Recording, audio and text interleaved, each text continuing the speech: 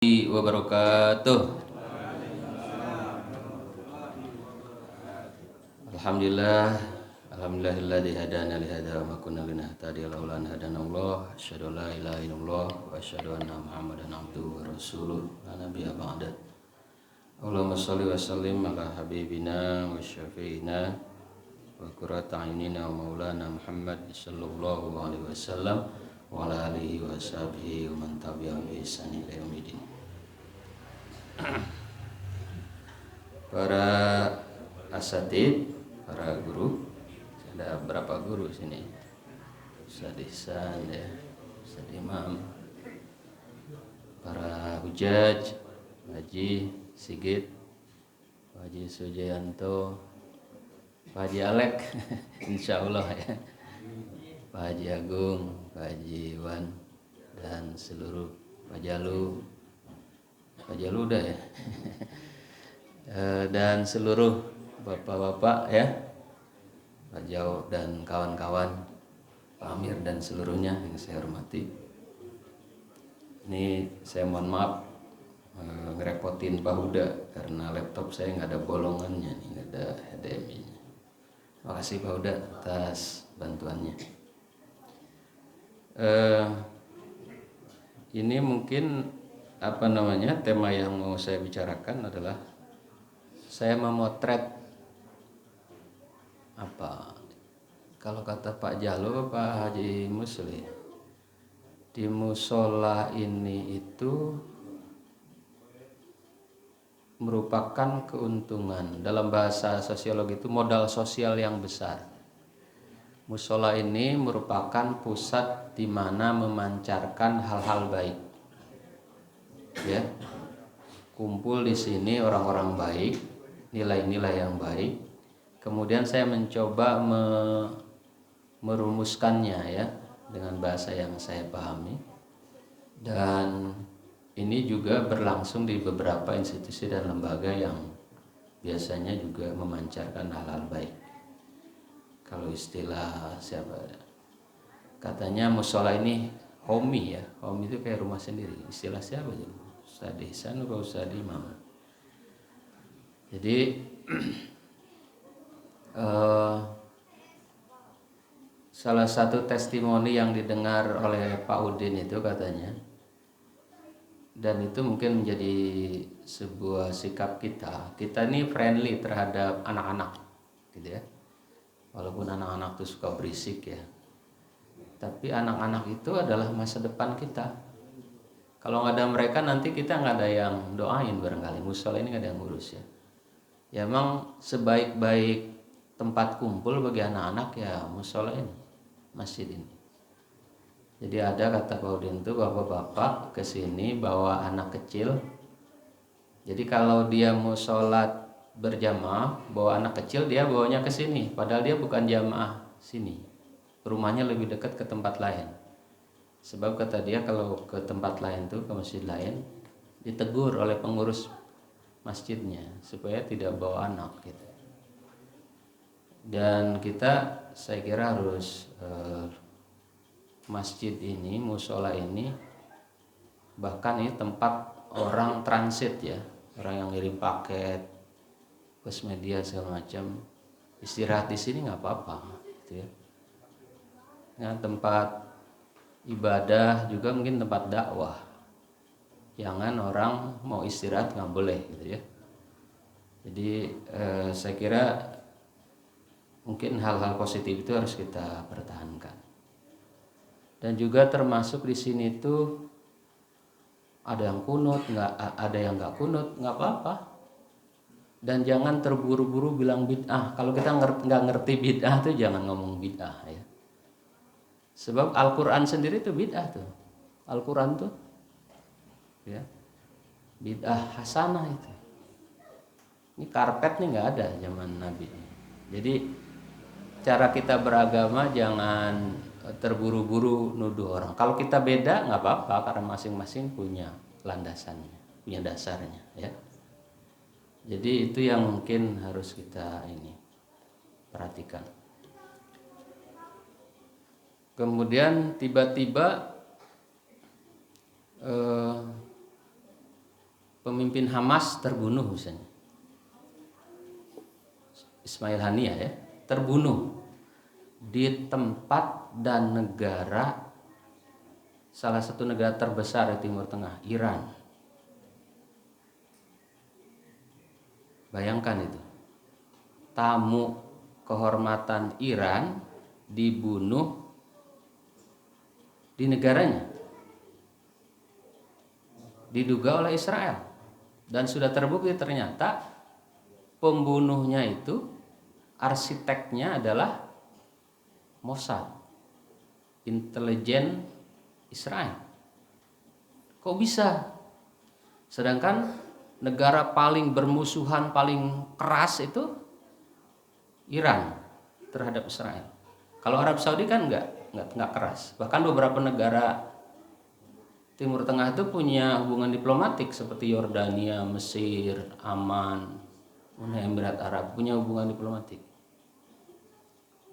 Yang paling keras tuh Iran. Kok bisa? Diusut ternyata pelakunya itu tim elit Iran, garda nasionalnya Iran. 2 orang. Bayangkan itu. Setelah melakukan pemboman itu langsung orang Iran yang dibayar dan disetir Mossad itu diangkut oleh Mossad, dibawa ke Eropa Utara. Kalau sudah begini, umat Islam tuh nggak cukup cuman marah, nggak cukup kita berdebat pakai kunut nggak kunut, bid'ah nggak bid'ah, bukan itu. Kita ini udah kalah ilmu. Bayangkan orang Iran, Israel tuh bisa berantem dia sendirian di Timur Tengah, berantem sama Iran, berantem sama Lebanon, berantem sama Palestina, dan dia bisa. Gitu. Kita ini umat Islam miliaran. Penduduk Israel itu di seluruh dunia cuma 13 juta. Di Israelnya itu kurang lebih 7 sampai 9 juta. Sedikit kan? Tapi artinya bukan sedikit atau banyak, tetapi yang menentukan adalah ilmu pengetahuan. Nah, kita sekilas melacak teori yang disampaikan oleh Antonio Gramsci. Antonio Gramsci ini adalah filosof dan teoretikus sosial orang Italia yang dipenjara oleh tiran Italia itu Benigno siapa itu ya? Mussolini, wah Pak Haji. Oh, Pak Harun. Kenalan Pak Harun. Beliau Gramsci itu meninggal tahun 1937 kalau nggak salah. Antonio Gramsci itu bilang gini, struktur dunia itu ditentukan oleh pertama kekuasaan, ya.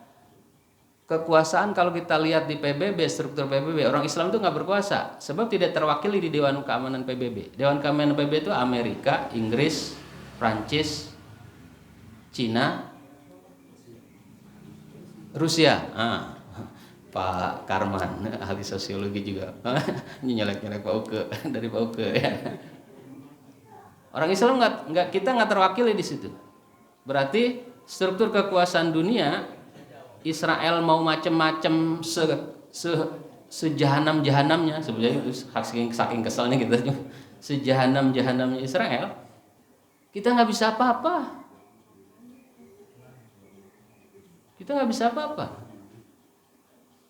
Itu nggak cukup marah, kita harus introspeksi.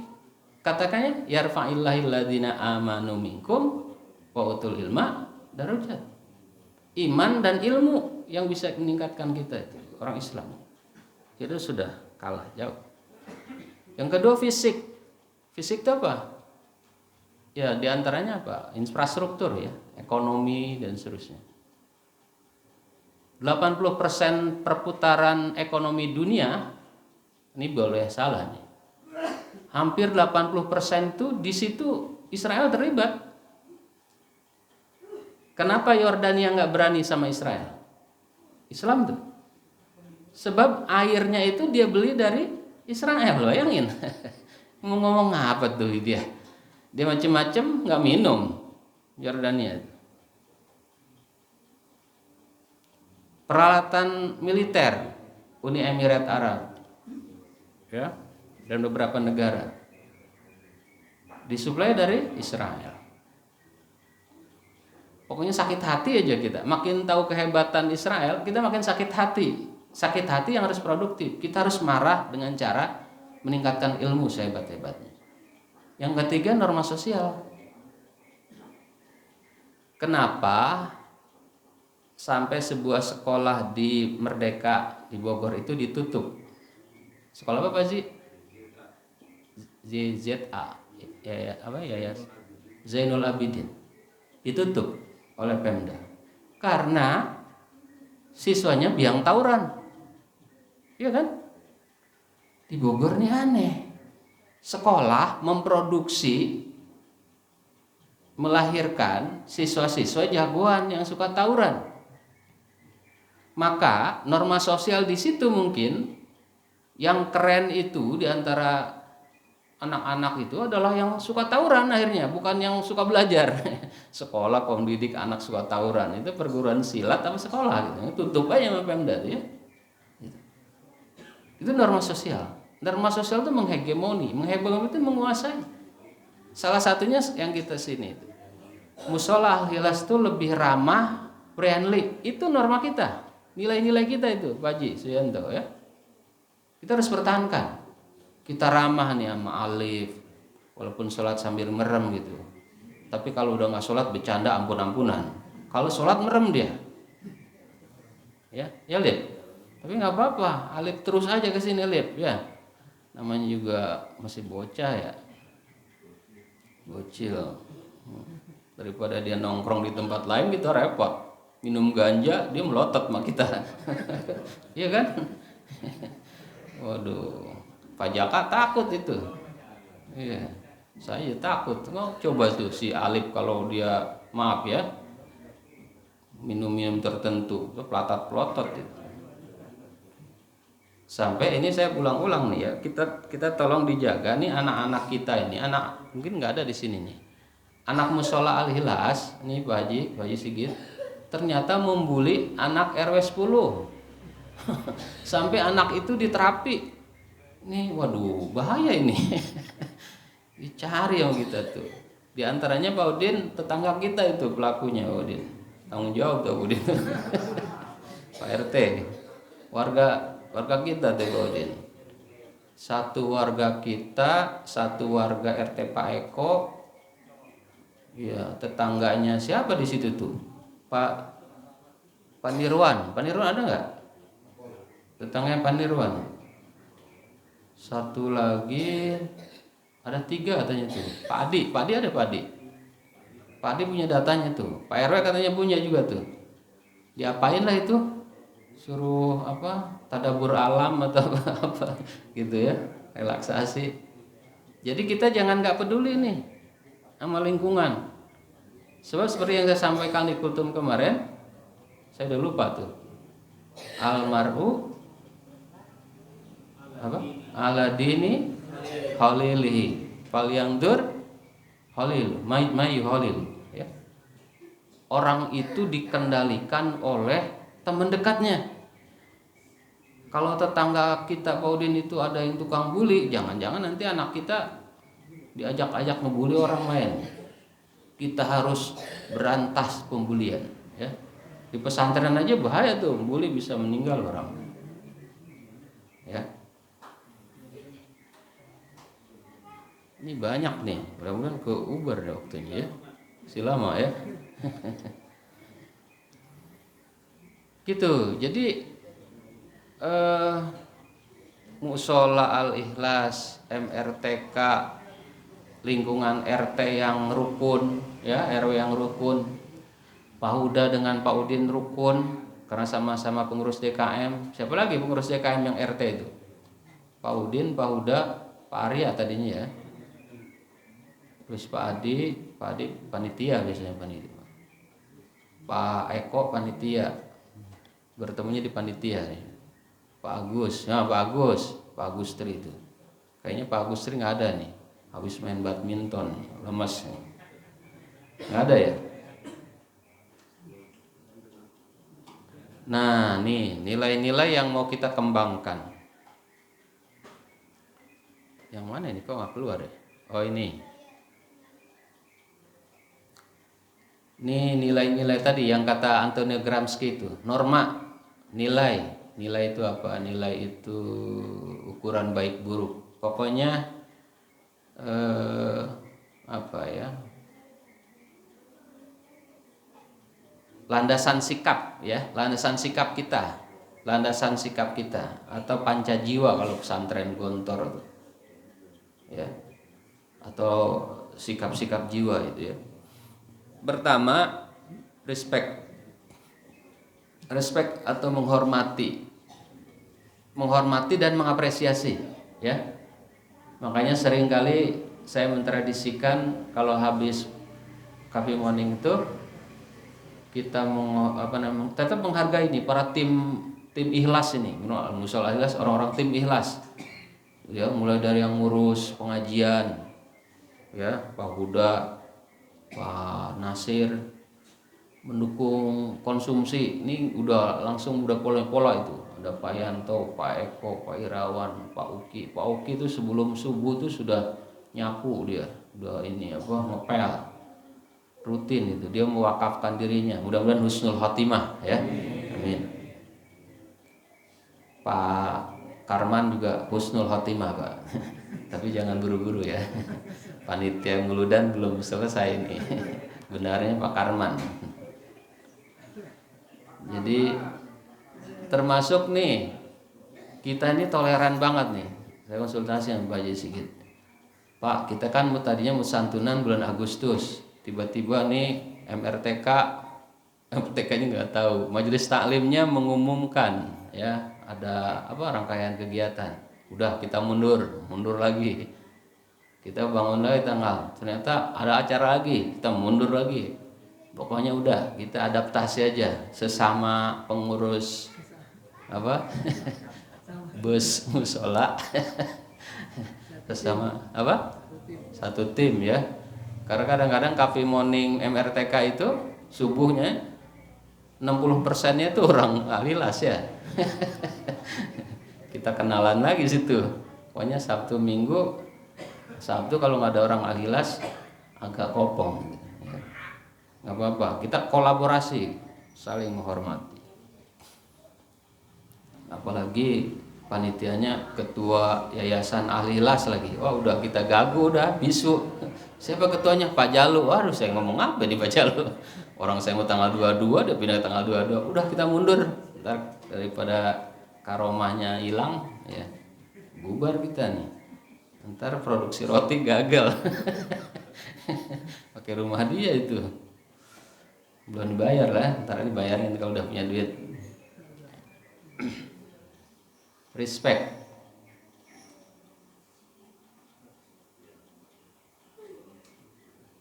Jadi kesini. Mana tadi? Nah ini An-Nisa ayat 86.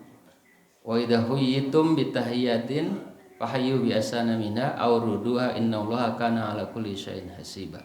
Apabila kamu diberikan penghormatan dengan sesuatu penghormatan, maka balaslah penghormatan itu dengan yang lebih baik daripadanya, atau balaslah penghormatan itu dengan yang serupa.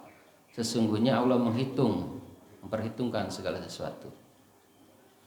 Kalau saya bilang misalnya Assalamualaikum Pak Karman, ya Pak Karman jawabnya Waalaikumsalam warahmatullahi wabarakatuh. Gitu ya. Itu udah bi ahsan minha. Ya, itu udah lebih baik, harusnya lebih baik. Kalau nggak bisa mungkin Pak Karmannya lagi sakit gigi, setara aja Pak Karman. Assalamualaikum Pak Karman. Waalaikumsalam Pak Hasan, gitu ya. Jangan nggak dijawab itu, ya. Nah, di sini luar biasa ya. Ini apa namanya? Dalam bahasa sosiologi itu namanya vibrasi. Vibrasi itu pancaran jiwa, ya. Pancaran jiwa Pak Haji Sigit, Pak Haji Sugianto, Pak Haji Agung. Tambah lagi kita nih sekarang punya Pak Haji Aceng, ya. Saya kadang-kadang masih nyebutnya Pak Aceng. Ini Pak Haji Aceng ini. Ya. Jadi pancaran-pancaran orang-orang baik di sini tuh, ya, itu alhamdulillah saling respect satu dengan yang lain. Dan ini juga saya pesan nih ya pada bapak-bapak, mohon maaf, ibu-ibu kita itu masih apa namanya, friksi itu masih berkelompok-kelompok. Ustaz Ihsan kalau saya tahu, nanti mungkin Ustaz Ihsan bisa ngisi majelis taklimnya, mereka biar bisa ya sudu ba'dukum ba'dun gitu ya, suruh bersatu ibu-ibu tuh ya. Ibu-ibu tuh karena kadang-kadang di rumah tuh kita hanya dengerin curhatan tentang mereka antara kelompoknya, bodo amat nggak mau suruh ini suruh itu nggak mau jangan ya. Tapi kecuali kalau bapak-bapaknya kayak kita ini juga didominasi oleh ibu-ibu, habis sudah. Habis selesai ya. Pak Samsul Rijal punya istri Pak ya. Jadi marilah kita bersatu bersama-sama. Sebab kalau di bapak-bapak itu kan apa namanya, tidak show off ya. Kalau ibu-ibu itu kalau show off, karena memang dia diciptakan begitu. Zuina linnasi hubbus syahawat minan nisa. Kalau kita tuh senangnya perempuan, minan nisa wal banin, ya. Itu hal-hal yang bisa menyenangkan kita, wal qanatiril muqantara dan seterusnya ya. Wanita, anak-anak dan perhiasan itu menyenangkan kita. Tapi kalau ibu-ibu, perhiasannya. Maka katanya kalau ibu-ibu sakit nggak usah dibawa ke puskesmas, bawa ke pasar anyar beliin emas, sembuh langsung. Lompat itu kayak kanguru. Ya Pak Jagung ya. Puskesmas masih resep tambah sakit dia. Ya. Jadi gitu ya. Saya punya kenalan Pak Haji Sugianto ini kayak udah lama gitu. Karena mungkin auranya nyambung ya. Padahal kita baru kenal setahun ya Pak Haji. Setahun. Sama Pak Karman lebih lama nih. Pak Karman berapa lama Pak? Ada 50 tahun.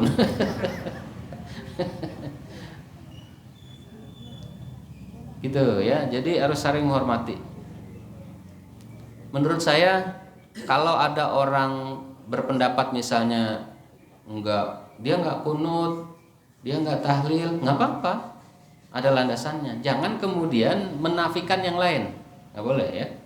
Termasuk juga yang tahlil ya tahlil, nggak usah menafikan yang tidak tahlil. Yang kunut ya kunut, nggak usah menafikan. Karena memang punya kata para imam nih bukan orang yang sembarangan. Imam tuh hafal hadis ribuan. Kalau dikoreksi, kurang lebih bahasa Arabnya begini. Qaulun as-shawab yahtamilul khata' wa qauluhum khata' yahtamilus shawab. Kalau para ulama itu begitu. Pendapat kami yakin kami benar, tapi bisa jadi mengandung kesalahan. Gitu ya. Itu para imam.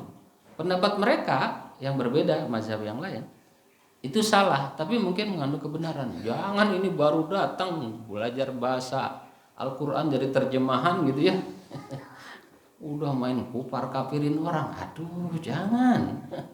Repot itu ya. Jangan. Gak boleh itu mengkafirkan orang. Kalau orang itu bukan kafir, dia yang kafir itu. Dalam Al-Quran begitu. Jangan.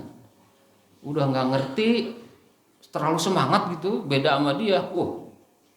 Beda sama dia berarti yang lain masuk neraka, dia sendiri masuk surga. Itu gak boleh. Di sini jangan begitu ya. Kalau punya beda pendapat, beda aja gitu. Bukan berarti yang lain itu salah. Masing-masing punya landasan. Terus itu yang pertama yang harus kita kembangkan, ya, pertahankan. kedua objektif. Nah ini nih bahaya nih. Mudah-mudahan sekarang sudah agak mereda karena ada di pentas politiknya sudah mulai bersatu. Kabarnya PKS juga sudah mau ke Kim itu ya. Nah ini kalau kita mau melawan Israel, ini yang harus kita perjuangkan. Singkat saja, saya nggak usah bacain ya. Jadi iman dan ilmu. Kalau kita mau lawan Israel, iman ma ilmu, nggak cukup iman doang. Iman sama ilmu. Anak-anak dididik yang benar di sekolah SMA 8, Insan Cendikia, Reginya Pacis kalau di Bogor ya. Kemudian SMA 7, SMA Poncol. Paudin ini pengawas nih. Sekolah Paudin yang diawasi, ada yang tawuran ke Paudin? Jadi itu ya. Kalau kita mau melawan Israel, anak-anaknya sekolahin ke sekolah-sekolah hebat itu. Nah ini nih. Ini yang suka ngerusak. Ya ayyuhalladzina amanu in ja'akum fasikum binaba'in fatabayyanu an tusibu qauman bijahalatin fatusbihu ala ma fa'altum nadimin. Ini. Ternyata di zaman Nabi itu ada orang pengecut bernama Walid bin Uqbah. Ini nih, biang kerok nih, pencipta hoax pertama nih mungkin dalam Islam. Jadi ceritanya gini. Si Walid bin Uqbah ini diutus Rasulullah untuk mendatangi Bani Mustalik. Bani Mustalik ini mungkin kayak Jampang gitu ya. Misalnya Jampang ini baru masuk Islam ya. Si Walid bin Uqbah ini diutus sama Rasulullah. Walid, silahkan kamu datang ke kaum Jampang untuk ngambil zakat. Berangkatlah tuh si Walid ke Jampang. Pasti Jampang banyak preman mungkin, dia takut itu ya. Karena Jampang itu kan baru masuk Islam. Orang Jampang kan namanya Jampang ya. Jampang itu. Orangnya mungkin serem-serem, takut dia. Pulang lagi tuh si Walid bin Uqbah. Sudah pulang, terus ditanya Rasul, "Gimana Walid? Mana zakatnya?" Kata si Walid, "Enggak dapat Rasulullah." Ternyata orang Bani Mustalik itu baru masuk Islam itu pada murtad lagi mereka nggak mau membayar zakat.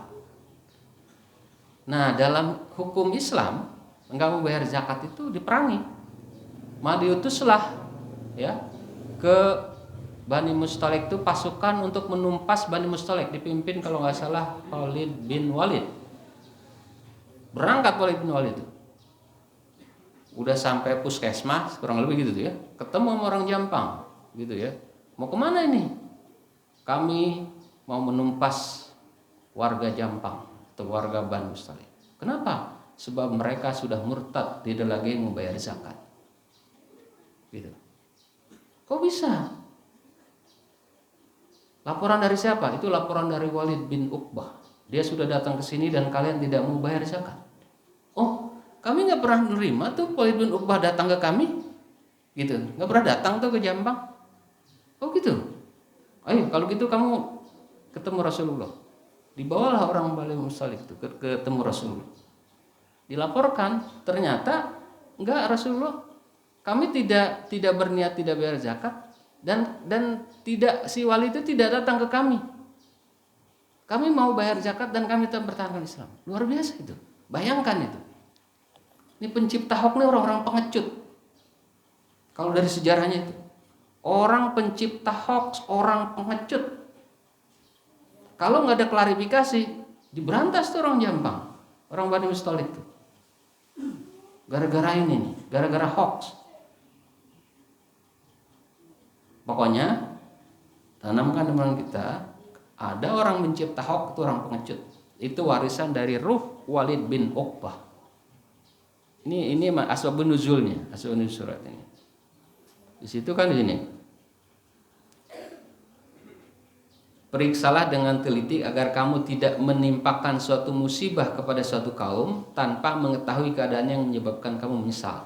Coba itu kalau nggak ketemu si orang Bani Mustalik sebelumnya, langsung main tumpas saja kan pasti menyesal ya. Dipercepat.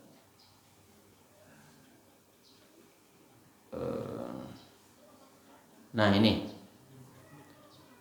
tadi yang pertama saling menghormati, yang kedua ilmu, yang ketiga harus berorientasi untuk sebesar-besarnya memberi manfaat ya.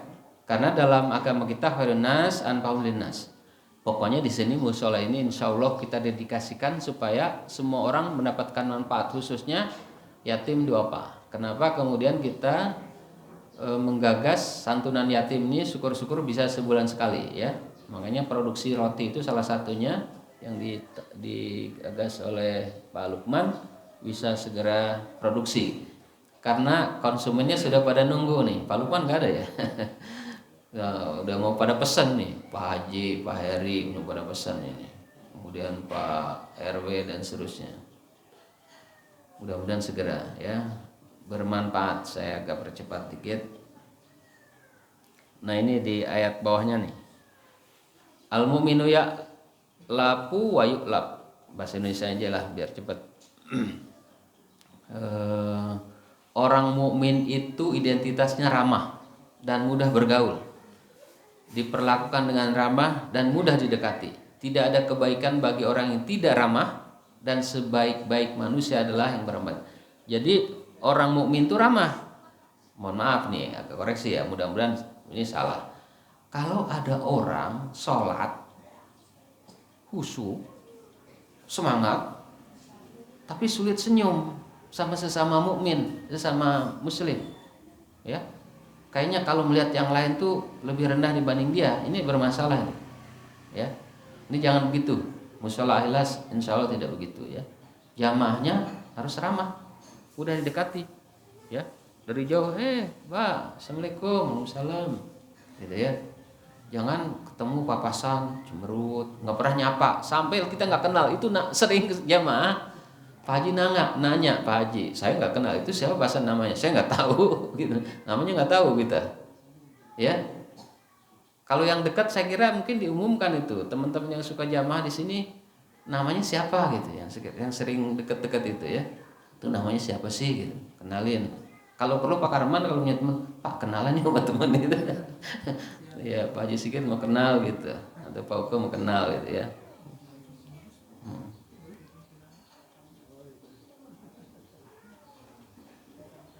Nah ini penyedia konsumsi hari ini siapa? Oh Pak Haji Aceng. Ini Pak Haji Aceng hadisnya nih, saya siapin untuk Pak Haji Aceng. Khairukum.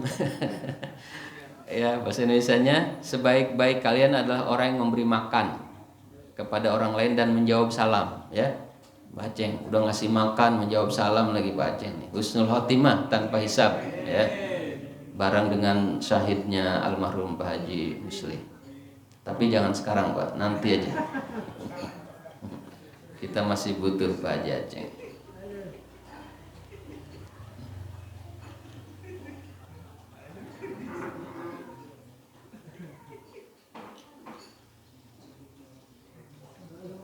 Nih Pak Haji Agung, khairun nas mantola umruhu wa hasuna amalhu, ya. Sebaik-baik manusia adalah orang yang panjang umurnya dan baik amalnya Pak Haji, ya. Tolong dibantu kesehatan orang-orang musola ini biar pada panjang umur, ya. Pak Karman mau umur berapa Pak? Panjang umur 200. Wah dia sendirian itu. Lanjut, saya nggak bacain semua. Ya, itu habis tuh. Saya bacain singkat-singkat aja ya. Ini kolaborasi. Oh ini, kalau kita beraktivitas, tentu kita tahu harus ikhlas karena Allah. Jangan karena supaya dipuji orang, dianggap orang, capek nanti. Karena Allah aja. Karena Allah lebih tahu, ya. Karena Allah. Kan kita sholat juga, itu deklarasi kita kan, inna sholati wa nusuki wa mahyaya wa mamati lillahi rabbil alamin. Alhamdulillah di Al-Ikhlas sudah begitu kelihatannya, ya. Oh jamaahnya ini Kayak Pak Alex nih, sholat jamaahnya mengalahkan para ustadz saya kira. Wah, dia dari pojok sana, sholat zuhur, sholat asar, sholat nggak? Sholat. Ya, wah semangat sholat jamaahnya luar biasa. Kalah kita minder melihat Pak Alex tuh. Masih muda lagi, amalnya masih lama nih. Ya, mudah-mudahan husnul khotimah ya. Nanti kalau dukuhnya musim bawa lagi ya. Duku yang enak. Bawa sini banyak. Biasanya dibeli apa aja sih gitu. Nah, terus kolaborasi.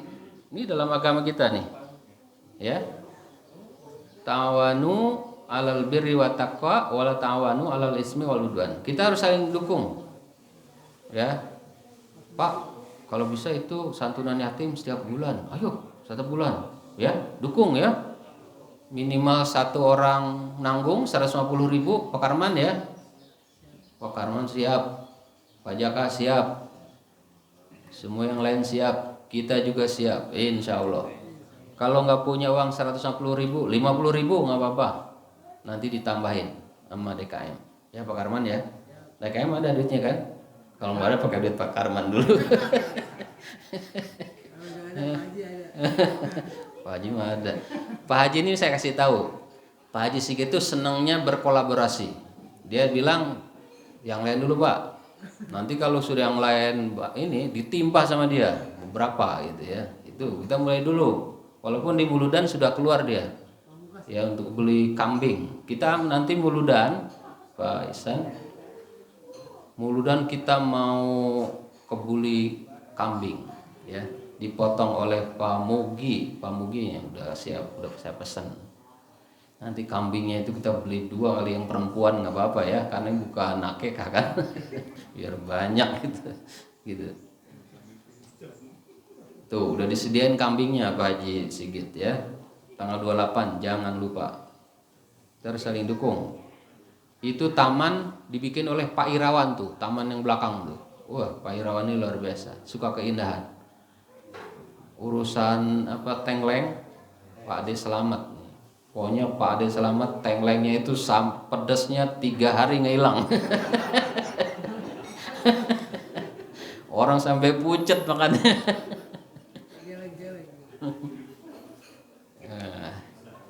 Kenangan.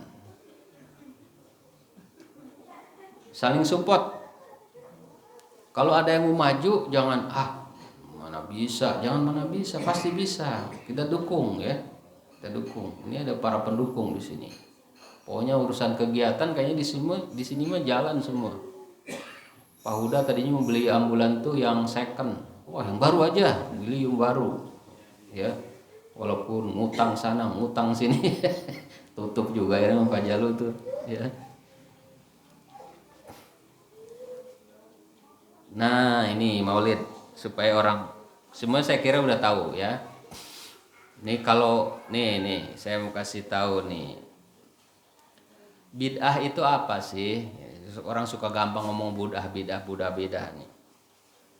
Ini asal katanya, berhati-hatilah kalian dari sesuatu yang baru, karena setiap hal yang baru adalah bid'ah dan setiap bid'ah adalah sesat. Tapi itu umum, ditahsis dalam bahasa fikih itu, ditahsis oleh hadis berikutnya, hadis Bukhari. Apa itu? Man ahdatsa fi amrina hadza ma laysa lahu minhu fa huwa raddun. Yang mana tuh yang disebut bid'ah dolalah itu yang mana? Nah, bid'ah dolalah itu siapa saja yang membuat sesuatu yang baru dalam masalah kami ini. Para ulama menyebutkan amrina itu masalah agama, ya. Yang tidak bersumber darinya, maka bersumber darinya itu bersumber dari Al-Qur'an, Al-Hadis, Sunnah Nabi, ya. Itu ya. Itu tertolak. Tapi kalau itu memang misalnya ya, sholat tarawih, itu sholat tarawih itu bukan bid'ah, ada dasarnya. Malah itu bid'ah hasanah. Siapa? Umar kan yang mengusulkan, Umar. Al-Qur'an ini tadi berdebat itu, bukan kayak gini Al-Qur'an itu dulu. Di kulit hewan, di tulang, bukan begini nih. Ini yang sok-sok mau bid'ah itu Quran tuh bid'ah itu. bidah hasanah itu. Ya. Jangan. Kalau nggak tahu agama, hati-hati, jangan suka ngomong budah bidah ya. Nanti malah dosa sendiri. Terus nah, Maulid. Nih, Maulid dalilnya nih. Kecil banget ini. Qul bi fadlillahi bi rahmatihi wa bidzalika falyafrahu wa khairun mimma yajma'un. Bisa juga bacanya agak susah, kecil banget karena nggak muat. Artinya, katakanlah dengan anugerah Allah dan rahmatnya. Rahmat di situ tuh, rahmat di situ dianggap Nabi Muhammad, ya, wa marsalnaka ila rahmatan lil alamin. Katakanlah dengan anugerah dan rahmatnya itu Nabi Muhammad, hendaklah mereka menyambut dengan senang gembira. Maka nanti muludan kita senang gembira, kita makan-makan, ya, kita dengar ceramah, kita bagiin sembako ke duafa dan masakin. Kita senang-senang menyambut kelahiran Nabi Muhammad. Nah, cerita gini. Dan seluruhnya ayat itu ya. Nah, ini yang mau saya sampaikan ini. Nih. Surat Tabat ini, Tabat ya, itu adalah abadi ya, pengabadian azab kepada pamannya Nabi. Abu Lahab itu pamannya Nabi itu, ya, pamannya Nabi itu. Diabadikan di dalam surat Al-Lahab ini bahwa dia itu dengan istrinya disiksa sampai kiamat, sampai seterusnya, kecuali hari Senin. Hari Senin itu Abu Lahab tidak disiksa atau dikurangi siksanya. Kenapa? Sebab dia saat Nabi Muhammad lahir tergopoh-gopohlah pembantunya, budaknya, bukan pembantu, budak, lebih bawah lagi, namanya Suwaibah. Suwaibah tuh bilang, Abu Lahab, ponakan kamu sudah lahir, Ahmad. Seneng tuh si Abu Lahab tuh, ya, seneng. Saking senengnya, demi kelahiran kurang lebih ya bahasanya, demi kelahiran ponakanku yang menggembirakan itu, mulai hari ini kamu saya bebaskan menjadi manusia merdeka. Suwaibah tuh dibebaskan Suwaibah karena saking senang Abu Lahab tuh, di hari Senin itu. Maka para ulama mengatakan, di sini ada Said Al-Maliki dan seterusnya,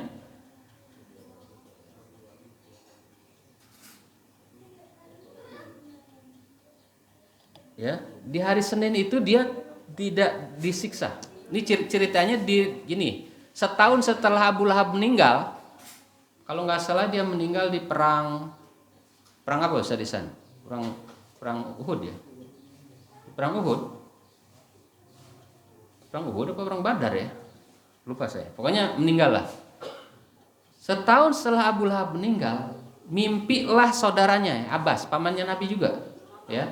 Di dalam mimpi itu Abbas ini bertanya,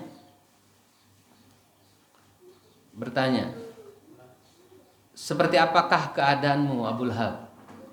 Di dalam mimpi itu Abbas. Terus kata Abu Lahab, saya seperti yang kau lihat, tersiksa. Kata Abu Lahab nih di dalam mimpi Abbas itu. Tapi setiap hari Senin Allah meringankan siksanya kepadaku karena aku bergembira dengan kelahiran Nabi Muhammad sallallahu alaihi wasallam. Ya. Kita yang bergembira dengan kelahiran Nabi. Ini orang kafir nih, orang kafir yang bergembira dengan kelahiran Nabi diringankan siksanya. Orang kafir nih, apalagi kita orang beriman. Ya, orang beriman bergembira dengan kelahiran Nabi, memperingati kelahiran Nabi, wah lebih hebat lagi. Mungkin kasih pahala, didekatkan posisi kita dengan Allah, langsung masuk surga dan seterusnya. Gitu ya.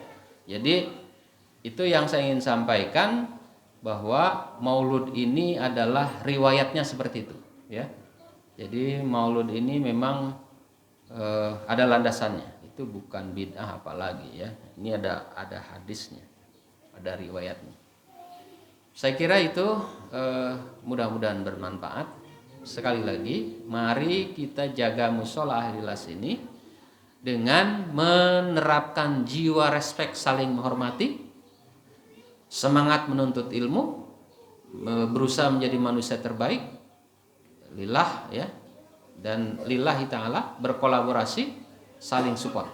Mudah-mudahan dengan itu sampai berabad-abad, mudah-mudahan sampai kiamat musola Ahli Ikhlas tetap ada ya, tetap membuat kenyamanan bagi kita semua, bersatu, produktif, meningkatkan kualitas remaja kita ya, kemudian membahagiakan kita melihat anak-anak kita lahir menjadi pribadi-pribadi yang qurratu ayun, yang menyenangkan, semangat menuntut ilmu, berakhlak baik, dan selalu bermanfaat bagi lingkungan.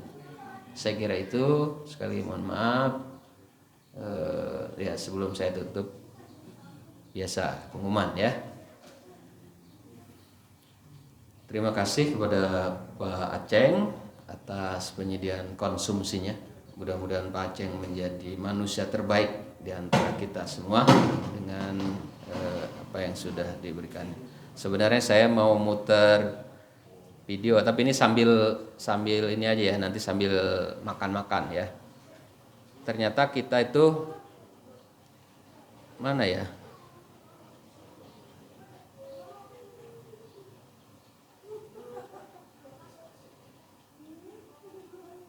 Bentar lagi kita 17-an dan ternyata IKN kita sudah sebagiannya sudah jadi. Ini suaranya gimana Pak Huda? Oke, saya pengumuman dulu dah. Terima kasih Pak Aceng, terima kasih Pak Huda, Pak Nasir, Pak Yanto, Pak Irawan, Pak Uki, Pak Eko, Pak siapa lagi ini, pengurus DKM semuanya ya yang sudah mendukung kegiatan ini dan jamaah. Dan mudah-mudahan kita yang hadir di sini, kata hadis, insya Allah akan diturunkan sakinah ya, ketenangan, dilindungi rahmat ya, kemudian dikelilingi oleh para malaikat, dan nama-nama kita disebut-sebut oleh Allah Subhanahu wa taala di tengah para orang soleh dan solehin dan para anbiya. Dan untuk semua harapan kita, hajat kita, mudah-mudahan yang sakit disehatkan, yang sedang kesulitan dimudahkan, rezekinya diperluas, hidupnya dibahagiakan, masalah keluarganya tidak ada ya, harmonis. Untuk semua harapan kita dan pahala kita kirimkan pada leluhur kita dan saudara kita, khususnya Pak Haji Musli juga. Mudah-mudahan selalu mendapatkan karunia dari sisi Allah Subhanahu wa taala, pahala dan imbalan terbaik. Ala hadiniyah wa quluniyah sholihah wa la hadritina bil mustafa al-fatihah. A'udzubillahi minasyaitonir rajim. Bismillahirrahmanirrahim. Alhamdulillahirabbil alamin arrahmanir rahim maliki yaumiddin. Iyyaka na'budu wa iyyaka nasta'in ihdinas siratal mustaqim siratal ladzina an'amta 'alaihim ghairil maghdubi 'alaihim waladdallin. Amin. Pengumuman mohon doa terus, pembuatan roti sedang terus dilakukan. Kemudian insya Allah mauludan kita selenggarakan. Ini mungkin di share nanti sawerannya minggu ini, insya Allah di share lagi nanti. Mudah-mudahan dapat dukungan dari semua pihak. Terus yang ketiga, kita sedang merencanakan membuat alat penggulingan sapi, karena kita menampung aspirasi dari umat. Katanya kalau sapi digulingkan dengan cara diikat segala macam itu kasihan ya. Jadi nanti mungkin Pak Mugi insya Allah habis dari Bali akan membuat alat penggulingan sapi itu supaya pemotongan sapinya lebih manusiawi ya, lebih manusiawi, lebih hewani, tidak menyiksa hewan. Terus yang berikutnya insya Allah kolaborasi kita dengan kepala desa ya. Kepala desa akan, jadi kita punya tanah wakaf insya Allah 2 ya Pak Jalu ya. Pertama dari Pak Haji siapa yang di Karikil ya 2000 meter, yang di belakang Madania itu 3000 meter ya. Nanti katanya akan diperuntukkan untuk warga Chandra Loka apa Kahuripan Pak Haji? Chandra Loka ya, tapi nanti pagernya disawer ya. Nanti Pak Omat, Pak Udin ya, gitu Pak Udin ya. Kemarin Pak Omat menyampaikan tadinya itu untuk diperuntukkan untuk seluruh warga Tegal, tapi nanti oleh Pak Omat untuk dikondisikan warga Kahuripan ya. Nah, makanya nanti pengemagaran dan pelengkapannya kita bantu pembiayaannya ya, Pak Samsurijal gitu ya. Terus yang terakhir, selamat kepada Pak Udin yang sudah warganya memenangkan berbagai macam cabang ya. Seperti olimpiade ya, olimpiade kita dapat 2 emas, Pak Udin dapat 2 piala kalau nggak salah ya. Futsal dengan siapa itu ya, nanti Pak Udin tasakuran motong sapi ya. Itu saja. Setelah ini mungkin sholat sunnah. Ini mau diputer sholat sunnah, silakan. Ini sholat sunnah dulu dah, ntar puternya sambil makan aja ya, silakan.